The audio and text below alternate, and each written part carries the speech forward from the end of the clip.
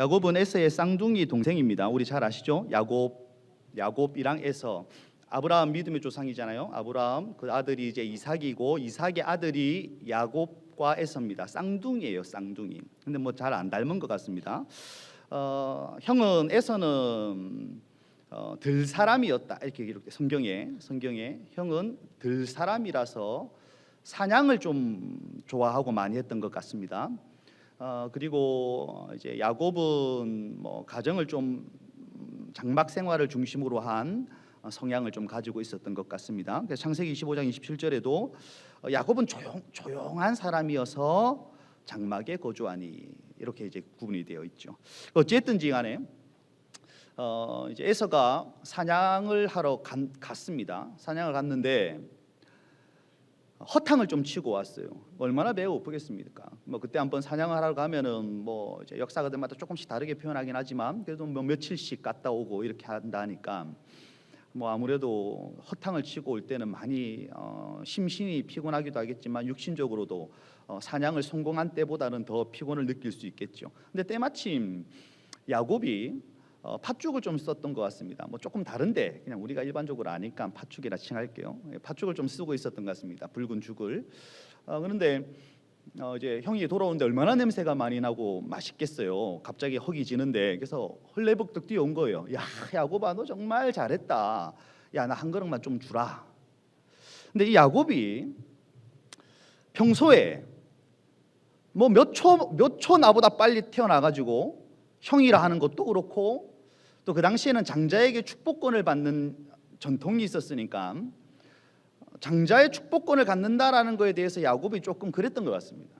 그래서 이때 형 진짜 맛있게 끓였는데 하나 줄게. 근데 형 장자권 필요 없잖아.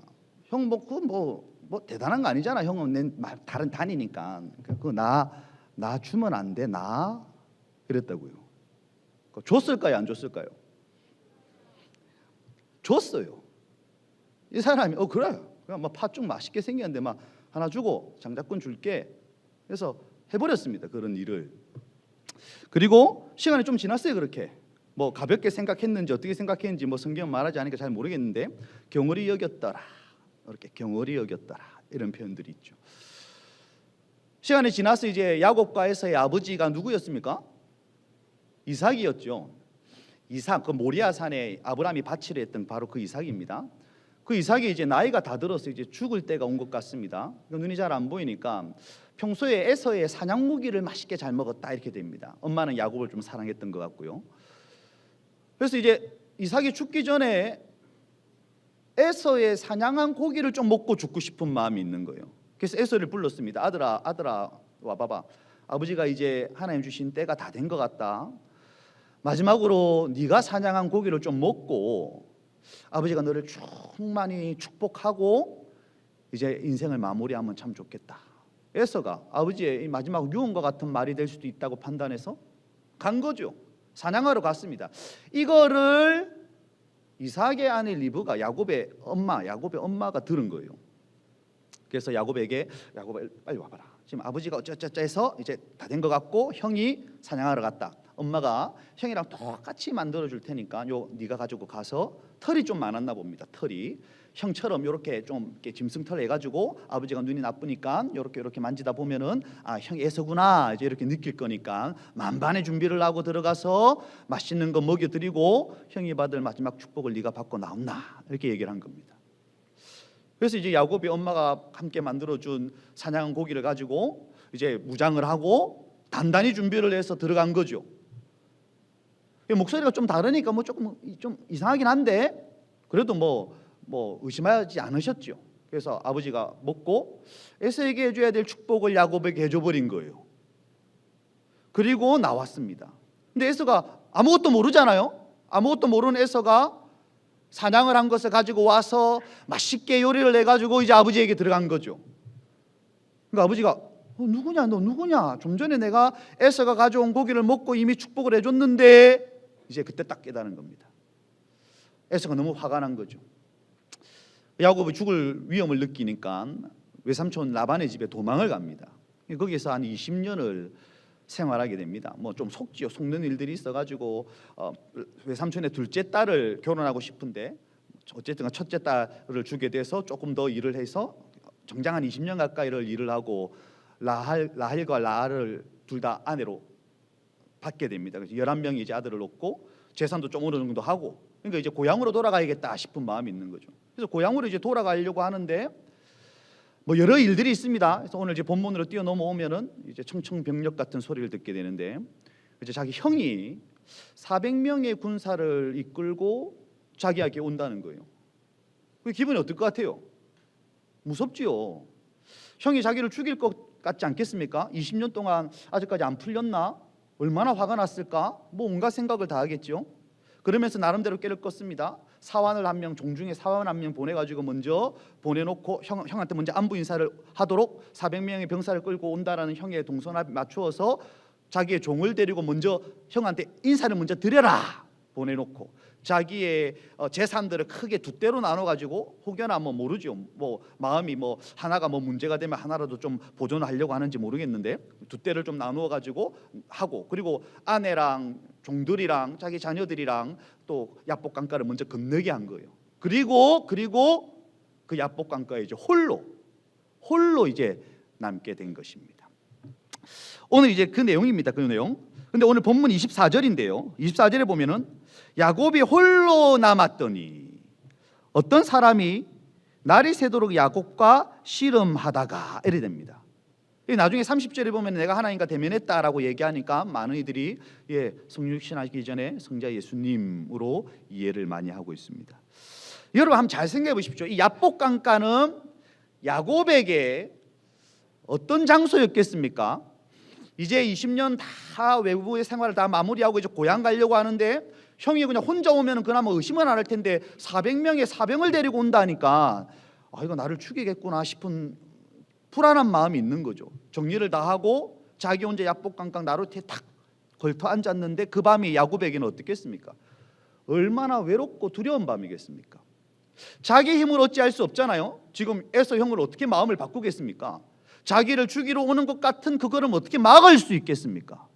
자기에게는 걱정, 근심, 염려, 두려움, 그리고 또 외로운 그런 장소요, 그런 밤이었겠죠. 그런데 그런 야곱에게 주님이 찾아오신 거예요. 그 상태의 야곱에게 주님이 찾아오신 거예요. 모든 역사는 여기서부터 시작됩니다. 우리가 외롭든, 우리가 무슨 여러분 삶에 어떤 두려움을 가지고 계시든, 어떤 걱정을 가지고 계시든 그거는 좀 중요하지 않고요. 중요한 게 뭐냐? 주님이 찾아오셨다. 야복강가의 야곱을 주님이 찾아와 주셨다. 모든 역사는 여기서부터 시작이 되는 것입니다. 그런데 이 주님이 찾아오셔서 제일 먼저 한 게 뭐냐면요, 야곱에게 씨름을 거는 거였습니다. 그래서 첫 번째 대지는 씨름하는 SFC들이 되십시오입니다. 여러분, 우리 많은 이 포인트가 굉장히 중요한데, 뭐 이 본문을 가지고 이제 뭐 기도로 이제 해석하시는 분들도 많고, 그래서 막 열심히 기도하고 최선을 다해서 끝까지 기도하자 이제 이렇게 하시는 분들도 있습니다. 뭐 틀렸다 할 수는 없겠죠. 근데 잘 보면은 야곱이 씨름을 걸지 않았죠. 주님이 오셔서 씨름을 시작하신 거예요. 주님이 오셔서 씨름을 시작해 버리신 것입니다. 주님이 야곱을 버려두지 아니하시고 씨름을 걸어 주신 것입니다.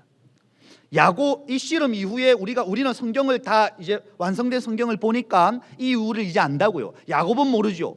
야곱은 그 당시 자신에게 찾아온 주님이 자신에게 씨름을 거는 이 상황이 자신의 인생을 어떻게 바꿀지를 모르는 겁니다. 근데 우리는 다 알지요. 이 씨름 이후에 야곱은 바뀝니다. 야곱의 문제는 해결이 된다고요. 그러니 주님이 찾아오셔서 야곱에게 건 씨름은 야곱의 삶을 바꿀 씨름, 야곱을 개혁시킬 씨름, 야곱의 어두움을 걷어갈 씨름, 야곱의 두려움을 해결할 씨름이 되는 것입니다. 오늘 이 밤 바로 이곳에 여러분들이 어떤 모습으로 오든 뭐 염려가 있겠죠. 목사님, 저는 막 걱정이 좀 몇 개 있습니다 하는 친구 한번 손 들어 보십시오. 네, 네, 그래요. 목사님, 저는 걱정이 하나도 없습니다. 그럼 왜 안 들었어요? 왜 걱정이 다 있다 칩시다. 저도 있어요. 저도. 우리가 여러 걱정이 많을 수도 있습니다. 불신 가정, 하나님 언제까지 우리 가정을 불신 가정으로 버려두실 겁니까? 한 해가 시작됐는데 주님, 올해는 우리 가정에도 구원의 빛을 허락해 주십시오. 걱정이지 않겠습니까? 대학 진학을 향한 걱정, 군입대를 향한 걱정, 뭐 연애가 좀 잘 안 됩니까? 자꾸 거울을 보세요. 막 다른 탓하지 말고. 그럼 어쨌든지 간에 그런 걱정, 우리 인생에 참 많은 걱정들이 있거든요. 그 수많은 걱정들, 그 많은 걱정들, 그걸 여러분들이 일단 안고 오신 거 아닙니까? 1월 9일이라는 날짜가 정해지고 시간이 정해지고 장소가 정해졌기에 해결을 받지 못했다 할지라도 여러분들은 여러분들의 수많은 아픔들이나 염려나 어둠들을 가지고 하나님의 초청의 이 자리에 오셨다고요. 그래서 바로 이 밤이, 이곳이 우리 주님이 여러분들에게 씨름을 걸어주는 축복의 장소가 되어야 하는 것입니다. 이 3박 4일 동안 매 예배마다, 매 기도 시간마다, 매 프로그램마다 우리 주님이 여러분들을 다양한 방식으로 찾아오셔서 여러분들을 개혁시킬, 여러분들을 변화시킬, 여러분들의 어두움을 해결해 주실, 씨름을 걸어와 주시는 시간들이 되어야 하는 것입니다. 계속해서 본문 24절에서 25절에 보시면은요, 야곱은 홀로 남았더니 어떤 사람이 날이 새도록 야곱과 씨름하다가 자기가 야곱을 이기지 못함을 보고 그가 야곱의 허벅지 관절을 치매 야곱의 허벅지 관절이 그 사람과 씨름할 때에 어긋났더라라고 하였습니다. 이때 야곱의 나이가 한 대략적으로 한 90이 넘습니다. 목사님은 43인데 목사님쯤 되면 한번 싸워볼 만해요. 그런데 야곱의 나이가 생각보다 많다고요. 여러분, 한번 우리가 잘 생각해봐야 되는 거예요. 목사님이 이제 설교를 준비를 해야 되니까 뭐 주석을 좀 볼 거 아닙니까? 주석을 보기도 하고 또 이 말씀을 가지고 목사님이 계속 써보기도 하고 암송해 보기도 하고 또 목사님이 이 말씀 가지고 한번 묵상해 보기도 할 거 아닙니까? 생각을 목사님이 한번 해봤다고요. 곰곰이 생각을 해봤는데 나이가 그렇게 많이 든 야곱이에요. 근데 씨름을 이제 했다고요. 그 씨름을 하면서 이 야곱이 자기가 이길 거라 생각을 했겠습니까?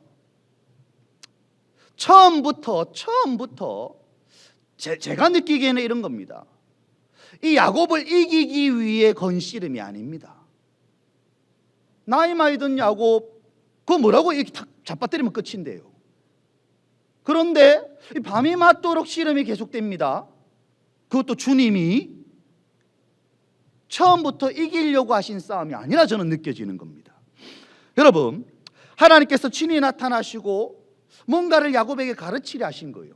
저는 제가 느끼기에는, 제가 깨달아지기에는 야곱도 씨름을 하면 할수록 한 10분 씨름 시작했지 않았겠습니까? 근데 끝나지 않는 거죠. 한 30분 시작을 하고 1시간을 시작하고 성경에는 오랜 시간 분명히 씨름했다고 하니까요. 그 하는 과정 속에 제가 믿기로는 야곱도 이상함을 느꼈을 거라 저는 확답합니다. 자기같이 늙은 노인을 진작에 넘어뜨릴 수 있었을 텐데 왜 방어만 하지? 왜 제대로 된 공격을 안 하지? 이런 생각을 하지 않았겠습니까? 그리고 이 당시는 일단은 구약이잖아요. 주님이 찾아오시고 만나시고 얘기하시는 시간. 그러니 저는 야곱이 느꼈을 거라 생각합니다. 아, 사람이 아니다. 이거 지금 나를 해치러 온 거 아니다. 한가하게 이 야복 강가에서 나와 그냥 씨름 내기 하나 오려고 온 이가 아니다. 씨름을 하면 할수록 이에게는 어떤 깨달음들이 분명히 왔을 것입니다. 영적 감각으로 이분은 누구신가? 라는 것을 자꾸 질문하며 고민하기 시작했을 것입니다. 그리고 그는 점점 씨름하면 씨름할수록 확신에 들었을 것이고 내가 살 길은 이분을 붙드는 것이다. 내가 살 길은 이분께 매이는 것이다. 그래서 그는 포기하지 않고 그분을 놓지 않고 자신의 마음과 힘과 뜻을 다해서 씨름하였던 것입니다. 그래서 본문 25절에 보면 자기가 야곱을 이기지 못함을 보고 자기가 야곱을 이기지 못함을 보고 어찌 주님의 인생을 이기지 못하시겠습니까? 이 말씀은 씨름을 통해 자신을 향한 이 야곱의 간절함을 확인하셨다라는 의미입니다. 주님이 야곱과 씨름하고 밤이 맞도록 야곱과 씨름하는 가정 속에서 자신을 향한 야곱의 중심을, 자신을 향한 야곱의 간절함을 주님이 확인하신 것입니다. 여러분들도 이렇게 주님과 씨름하셔야 합니다. 여러분, 우리가 요 사이에 자꾸 스마트폰과 씨름하는데 밤새 쇼츠랑 씨름하면 안 됩니다. 여러분, 자꾸 음란물이랑 씨름하는데 그 음란물을 뭐 봐야 되니 말아야 되니 이런 걸로 우리가 씨름할 겨를이 없어요. 여러분, 무엇을 먹을까 무엇을 입을까 자꾸 이런 것이 여러분의 전 삶을 붙듭니까? 그것 때문에 너무 염려나 큽니까? 그걸로 매일매일 씨름하고 계십니까? 여러분, 우리가 해야 할 씨름은 그런 것이 아닙니다. 예수님과 씨름하십시오. 예수님과 씨름해야 하는 것입니다. 기도의 씨름을 해야 하고 말씀과 씨름해야 하는 것입니다. 우리는 종교개혁가들의 후예 아닙니까? 종교개혁자들의 선진이 우리에게 유산으로 물려준 귀한 신앙의 서적들을 탐독하며 씨름해 가야 하는 겁니다. 우리가 어떤 마지노선을 지켜가야 하는가? 우리가 어떤 신학의 체계를 가져가야 하는가? 우리가 어떤 것은 타협하면 안 되는가? 우리가 어떤 신앙 고백을 올려드려야 되는가? 우리가 어떤 시선을 가져야 되는가? 우리가 누구와는 함께 할 수 있으나 누구와는 함께 할 수 없는가? 우리가 씨름해야 할 것과 씨름해 가야 하는 것입니다. 여러분, 헛된 씨름을 멈추시고 우리 SFC의 부흥을 위한 씨름을 좀 시작해 봅시다. 예수님과 씨름하면서, 진리와 씨름하면서, 기도와 씨름하면서 우리 자신의 SFC를 세워갈 수 있는 방법은 무엇일까? 기도와 말씀에서 지혜를 얻고 방식을 찾아가고 주님이 우리에게 허락하신 이 기의 문명들을 10분 활용하여서 우리 SFC의 부흥을 위한 씨름을 해가야 하는 것입니다. 이 씨름의 진정성을 우리 주님이 확인하시고 난 다음에 뭘 하셨냐면은 야곱의, 오늘 본문이니까 야곱의 허벅지 관절을 치셨다. 본문이 그렇게 나옵니다. 야곱을 쓰러뜨려 버리고 마신 것입니다. 일반적으로 이제 엉덩이의 골반뼈를 의미하는데 뭐 연결하는 그 둔부와 연결되는 그 어간의 뼈들을 얘기하는 거겠죠. 일반적으로 생식기 관련된 부분입니다. 이렇게 생의 원천을 상징하는 이 특징하는 곳이기도 합니다. 그 부분을 오늘 본문은 쳤다라고 되어 있는데 실상 원문의 단어를 보면은 이 쳤다라는 이런 뉘앙스보다는 어루만졌다. 이게 조금 강한 표현이 아닙니다. 어루만지셨다. 그런데 어루만지심으로 인해서 위골되고 무너져 버린 거예요. 주님의 따뜻한 마음으로 어루만지신 겁니다. 저는 요 어루만짐 요 단어를 보면서 제가 이 단어의 은혜가 되더라고요. 아, 주님의 따뜻한 마음이 있구나. 야곱이 이제 알았다. 네가 얼마나 간절한지, 네가 얼마나 중심이 있는지, 네가 얼마나 진실된 마음으로 지금 나를 붙들고 있는 건지 이제 나 알았다. 그런 느낌이 저는 들었습니다. 그렇게 어루만져 주시니 야곱이 그만하더라. 근데 목사님, 무슨 어루만졌는데 무슨 위골됩니까? 뭐 평생에 절뚝거리며 살게 됩니까? 평생에 지팡이 의지하며 살게 됩니까? 그게 무슨 사랑입니까? 그게 먼저 따뜻한 마음이고 그게 무슨 어루만짐입니까? 혹시 여러분 그렇게 생각하십니까? 아니, 그렇게 생각하면 절대 안 됩니다. 여러분, 우리가 절대로 그렇게 생각하면 안 되는 것입니다. 여러분, 비록 야곱은 일평생 절뚝거리며 지팡이를 의지하며 살게 되었지만 그는 야곱에서 이스라엘이 되지 않았습니까? 문제를 해결받지 않았습니까? 그러니 비록 지금은 지팡이를 의지하는 삶이지만 평생을 절뚝거리는 다리를 가지고 살아야 했지만 오히려 그 지팡이는, 오히려 절뚝거리는 자신의 다리는 주님을 만난 상징이니까, 주님을 만난 표시니까, 주님을 만난 흔적이니까 그에게는 그게 영광스러운 것입니다. 여러분, 우리들에게도 이런 그리스도의 흔적이 있습니다. 설령 절뚝거리는 다리를 가지게 된다 할지라도, 평생 지팡이를 의지하며 살아간다 할지라도, 예수를 만난 예수의 흔적, 그것이 우리에게 있다면 그 흔적은 우리에게 영광이 되는 것입니다. 비록 그 십자가의 흔적 때문에 괴로운 삶을 살아야 한다 할지라도, 떵떵거리며 살지 못한다 할지라도, 좁은 길, 십자가의 길, 고난의 길, 협착한 길만을 걸어야 한다 할지라도, 많은 이들의 손가락을 받게 된다 할지라도, 비웃음과 조롱을 받게 된다 할지라도, 전도하러 나갈 때마다 그 냉혹하고 차가운 시선을 계속 받아들여야 한다 할지라도, 우리에게 예수의 흔적이 있으니 그 흔적 때문에 걷게 되는 일평생의 절뚝거림은 우리에게는 영광이 되어야 하는 것입니다. 여러분, 계속해서 이 야곱은 그 상황 속에서 쓰러져 넘어졌는데도 포기를 안 합니다. 억지를 쓰기 시작하는 겁니다. 26절에 보시면은요, 그가 이르되 날이 세려하니 이제 나로 가게 하라. 주님 이제 나로 가게 하라 이러십니다. 그런데 야곱이 이르되 당신이 내게 축복하지 아니하면 가게 하지 아니하겠나이다 라고 얘기합니다. 참 야곱이 억지 중에 억지를 부리고 있는 것이죠. 야곱이 실상 얼마나 죄인입니까? 야곱이 얼마나 아버지를 속이고 형을 속이고 얼마나 나쁜 사람이었습니까? 거짓말을 하는 사람이었죠. 속이는 사람이었죠. 갈취하는 사람이었죠. 잘한 것 하나 없고 죄지었고 도망다니는 주제에 주님 앞에 축복까지 해달라 합니다. 근데 여기에 복음이 있습니다. 실상 우리 모두가 본문의 야곱과 같아야 합니다. 여러분이 인정하시든 인정하시지 않든 요사이 이런 말들을 듣기 싫어하는데요, 우리 모두는 죄인입니다. 저와 여러분들은 죄인입니다. 하나님의 축복을 받을 자격이 없습니다. 우리는 하나님의 사랑을 받을 자격이 없습니다. 우리는 하나님의 은총을 받을 자격이 없는 우리는 죄인입니다. 작은 것에도 시험 듭니다. 자기의 이름을 높이려고만 합니다. 거짓말도 밥 먹듯이 합니다. 혼자 있을 때는 온갖 음란한 것들에 빠져 살아갑니다. 마음속으로 시기와 질투를 합니다.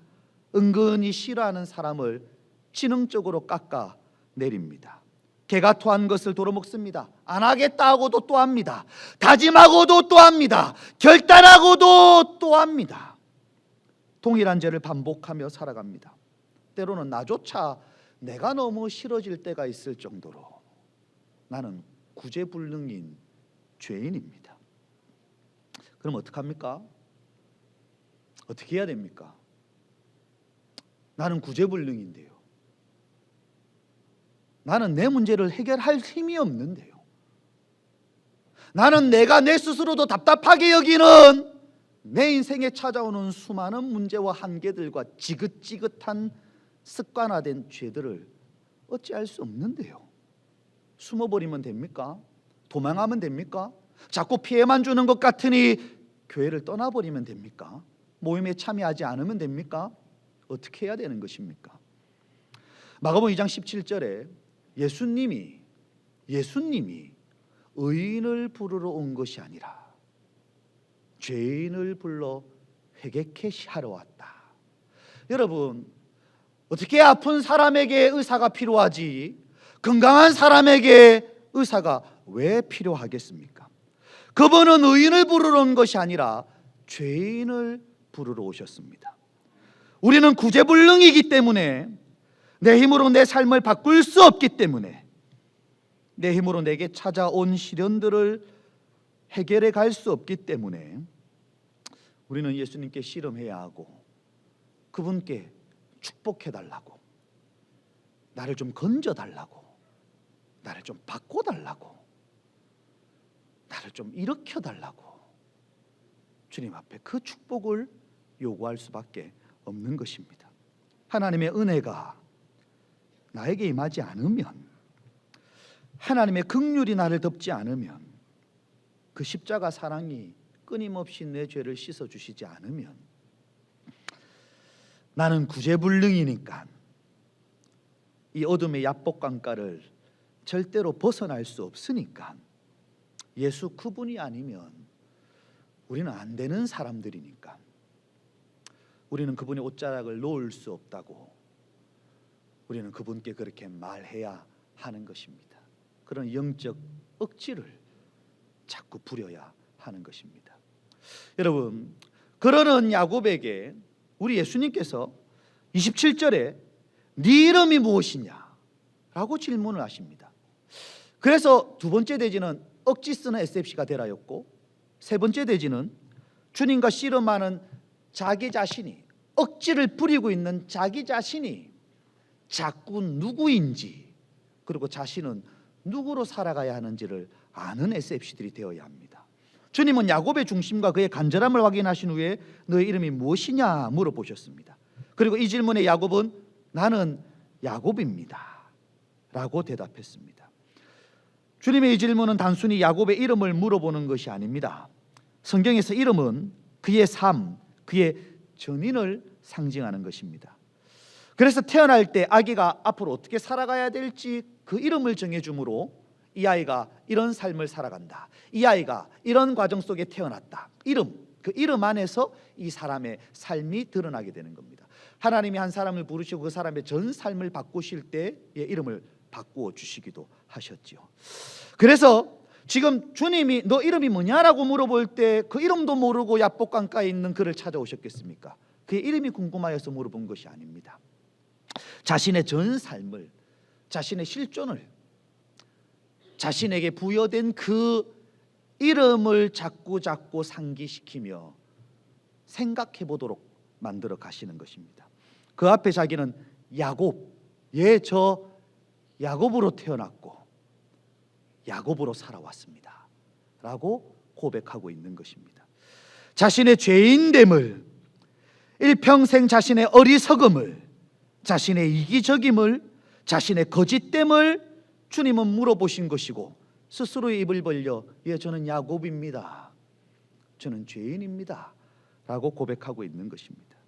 그리고 그런 그에게 주님은 너 이제 이스라엘이다 라고 새 이름을 주시게 됩니다.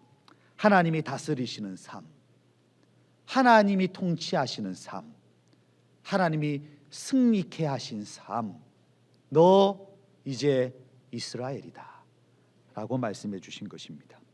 야곱은 더 이상 야곱이 아니게 되었습니다. 그는 주님으로부터 이스라엘로 부름받게 되었습니다. 여러분, 오늘 이 밤 동일하신 주님이 저와 여러분들에게도 질문하십니다.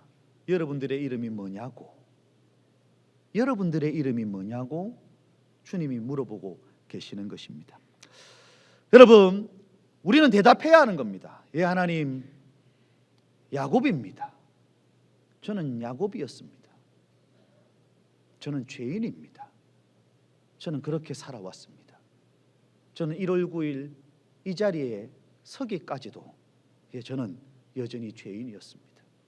죄를 먹고 마시고, 죄를 선택했고, 죄를 좋아했고, 죄를 쫓아갔던, 죄를 내려놓지 않으려 했던 그 교만의 자리가 너무 좋아서, 그 쾌락의 자리가 너무 달콤해서, 그 게으름의 자리가 너무 편해서 저는 이 시간 이 자리에 올 때까지 저는 변함없는 야곱이었습니다. 여러분, 그리고 그런 우리를 위해 예수님께서는 2000년 전에 이미 골고다 언덕에서 우리의 모든 죄와 씨름하시고 십자가에서 승리하셨습니다. 그리고 오늘 이 밤 또다시 우리가 계속 야곱으로 잠식되어져 가고 있는 우리에게 주님이 또 들려주시는 겁니다. 너 SFC다. 너 내 십자가로 그 자리에서 건져낸 너 SFC다. 여러분, SFC라는 이름은 그냥 그리스도를 위하여 공부하는 학생이라는 단순한 의미가 있는 게 아닙니다. 그리스도 때문에 건짐받은, 그리스도 때문에 구원받은, 그리스도 때문에 선택받은, 그리스도 때문에 씻김받은 그리스도를 위한 학생들인 것입니다. 주님이 여러분들에게 너 SFC라 오늘 말씀해 주시는 겁니다. 여러분들은 그리스도로 인해 구원받고 그분을 위해 살게 된 여러분들은 SFC인 것입니다. 그러니 우리가 3박 4일 동안 외쳐야 하는 겁니다. 나는 SFC다. 사망아 너의 쏘는 것이 어디 있느냐? 나를 위해 십자가를 지신 그리스도 예수로 말미암아 내게 구원을 주신 주님께 감사하노라. 나는 SFC다. 3박 4일 동안 매 예배 시간마다 선포하시고 매 예배 시간마다 여러분의 영혼들에게 들려주시며 주님 앞에 가는 그날까지 나는 SFC임을 확신하고 선포하는 저와 여러분들 되시기를 주님의 이름으로 축원합니다.